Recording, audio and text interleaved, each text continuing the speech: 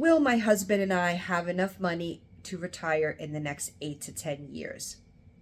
That remains to be seen.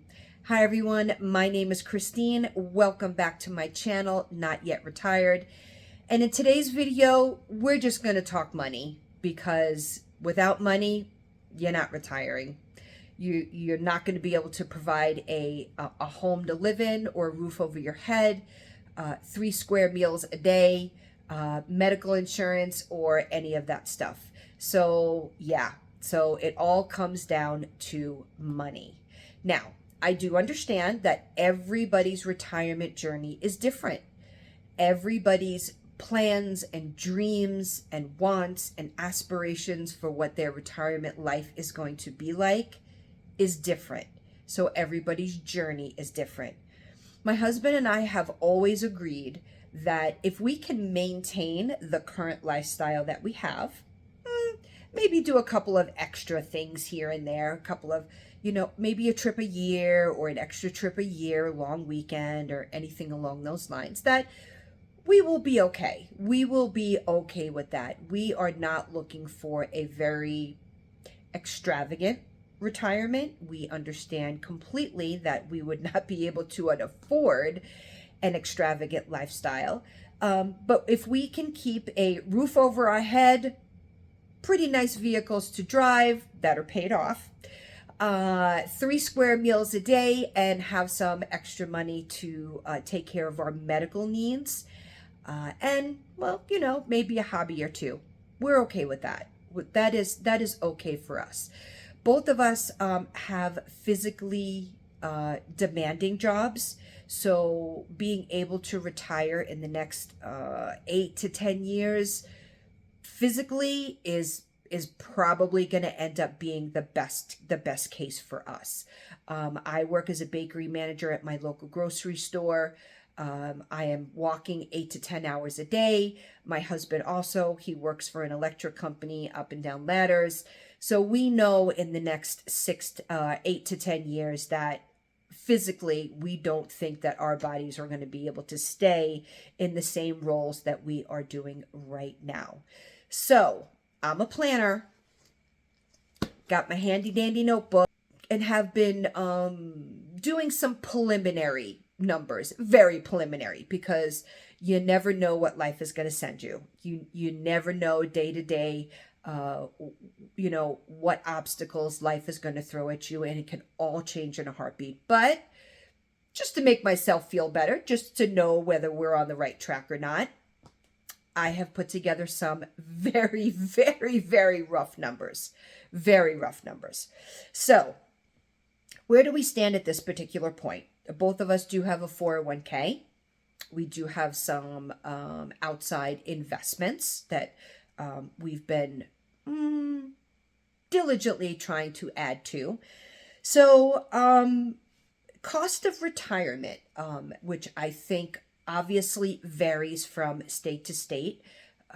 Now, the statistics that I was able to find for the state of South Dakota, cost of retirement in now this information I found as of 2023 in the Bureau of Labor and Statistics.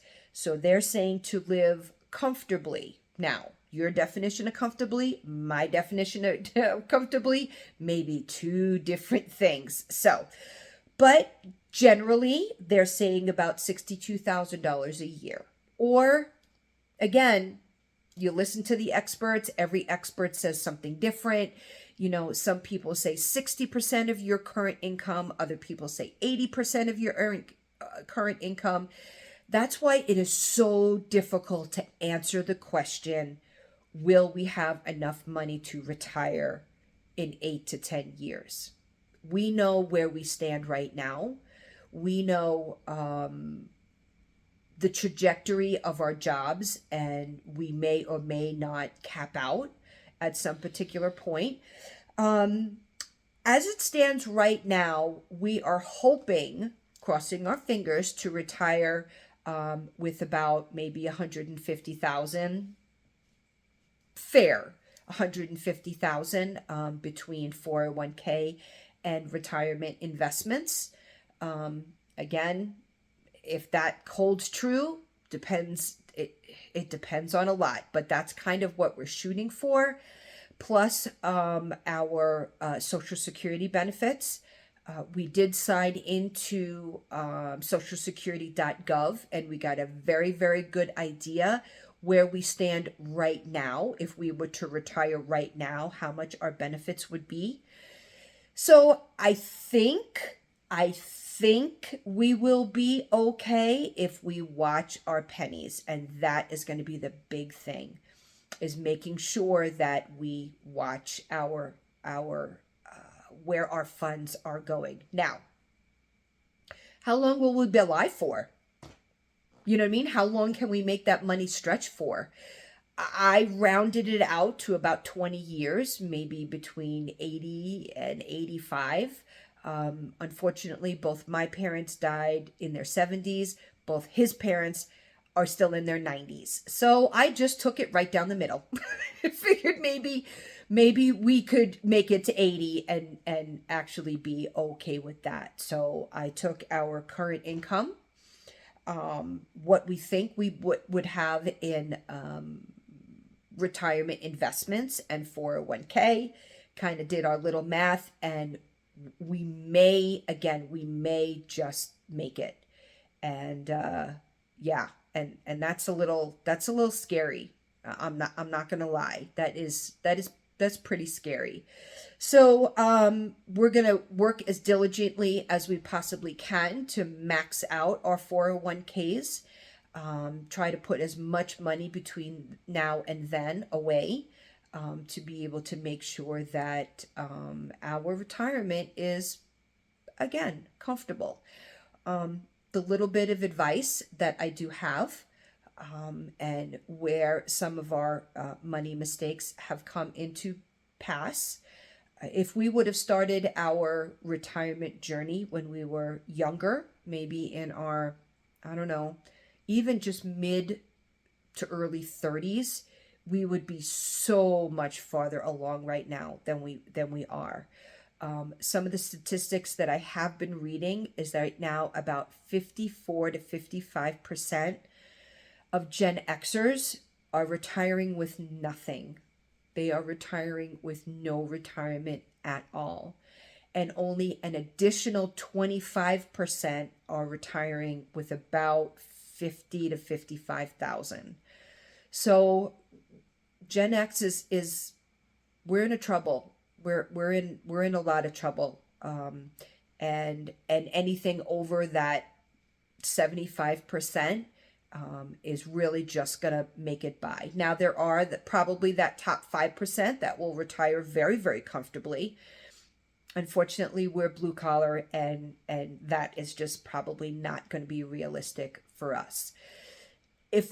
Like I said, if we would have started this when we were in our early to mid 30s, which is what I truly have been encouraging my children to do, because you never know what's going to happen in their 50s and 60s, we could have made a huge dent in our retirement savings. We didn't know. Nobody taught us. Nobody taught Gen X about retirement savings. Our parents never talked about money. We never talked about saving money or 401ks or pensions or any of that. The conversation of money never came up with either one of our parents. We had no idea. We had no idea what credit was. We had no idea how badly credit card debt can just derail your finances in a heartbeat. So we have not always been, let's just say, a good shepherd to our money. I have struggled with money issues my entire life. There was some money trauma growing up. I was never taught the right way. I have been, or was no longer, in survival mode for most of my life. I had no idea what FICA was until I got my first paycheck, and I was like, what? Who is this person taking my money away? You know, I never invested in 401k. I was always just making it through. I was a single mom for a lot of years, and I was truly just surviving. And I did not create good money habits. There was a lot of emotions behind my money. My husband and I were never really on the same page when it came to money. I derailed us. I'll be honest. You want to be honest? Let's be honest. I derailed us more than once. I learned my lesson about 4 years ago when I started the cash envelope budgeting system. It actually saved my financial life. My husband and I, we budget very, very differently. Although our goals in the end are the same, how we get to that goals is different. It is very different. And someday, when I put up my video about my other channel, I will talk a little bit more about that and go into details about the mistakes that I've made. And I have diligently over my two daughters' entire lifetime been talking to them very, very openly about money, about credit, about budgeting, about credit card debt, about being in over your head and what it can do and the stresses that it causes. And yeah, we've been down that road, and it's painful. It's very, very, very painful to try to look at retirement right now and say, oh crap, what the hell did we do? There's been a lot of guilt that has gone on with that. I try on a very, very daily basis, every time I sit down with my budget, not to let it overwhelm me. It is what it is. It's in the past. I cannot change it. We are on a much better trajectory right now. We do have a shot at some type of decent retirement, quiet life. I do not want to work part-time if I have to. I have already decided what it is that I would like to do. And I'm not knocking this. And I am absolutely serious. And if there is anybody out there who is in this profession or knows anybody in this profession, I would love to hear from you. I want to be a Hallmark lady. Yeah. Okay, so do you know those elderly retired ladies that go around to different grocery stores and different places that have greeting cards and stocks the greeting cards? I want to do that. I've already talked to one lady at my grocery store, and she loves it. She loves it. She absolutely adores it. She's like, I work by myself. I set my own hours. They tell me, which stores I have. I go, I refill them. I do it at my own leisure. I didn't get into pay with her, but you know what? When you're retired, anything extra is kind of helpful. And I know that you can only work up to a certain dollar amount every year and yada, yada, yada, and all that stuff. I would love to do that. Just if it's snowing that day, well, I'm not going to go. Why not? That'd be great. Just restocking greeting cards. Hell yeah. That'd be great. I would love to do that. No bosses. Well, of course I would have a boss, but you kind of just work by yourself and you just stock greeting cards. And every time she comes in, I am in awe of her. I just stand there and I watch her. I'm like, I want to do that. Yeah. And I'm being dead serious. I'm being absolutely serious.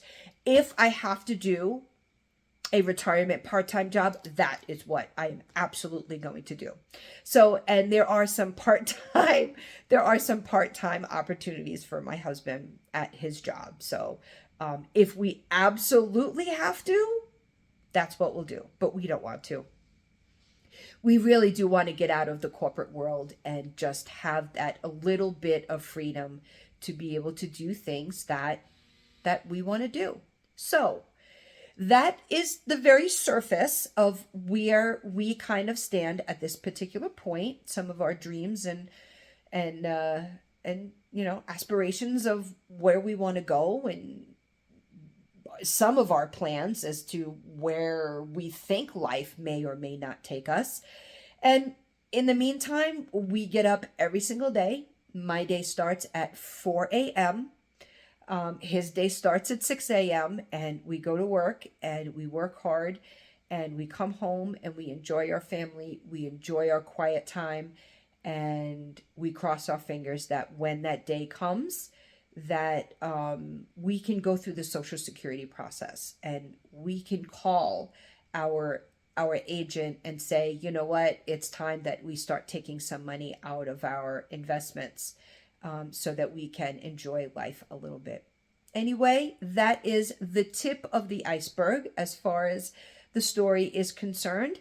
As my channel grows and evolves, we'll get into it a little bit more. Would love to hear from you guys. Any tips or tricks or experiences that you have had with, getting your Social Security up and running. I've been watching some videos on investing and the best place to go when you have a plan for retirement. And yeah, so that's my story for today, everybody. I thank you so very much for sticking with me.